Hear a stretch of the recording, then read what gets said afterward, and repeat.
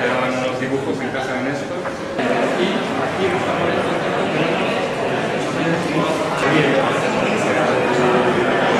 todo esto con los de la parte de atrás, pasamos por aquí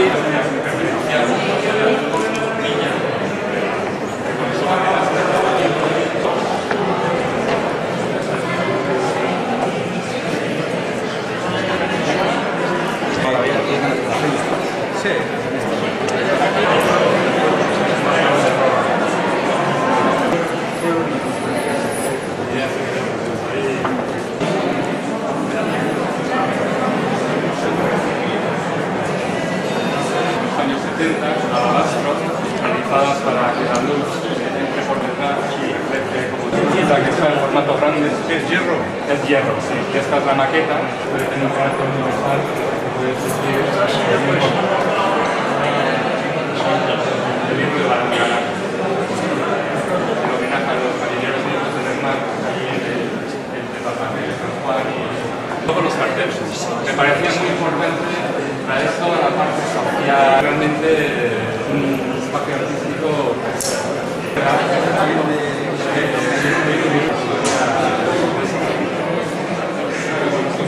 y ahí están los fotomontajes en el espacio es murales que nos hubiera hecho de relieve, de piso antiguo y bueno, diferentes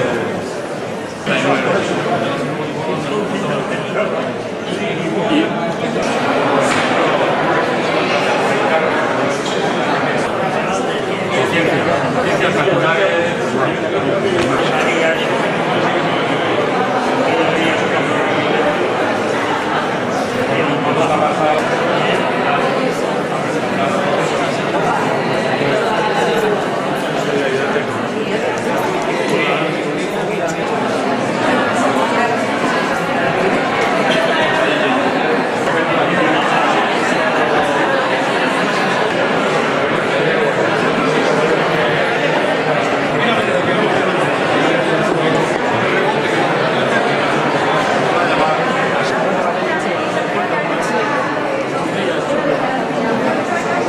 la exposición retrospectiva de Néstor Basterrechea, una exposición que este museo... No, tengo que decir que es la exposición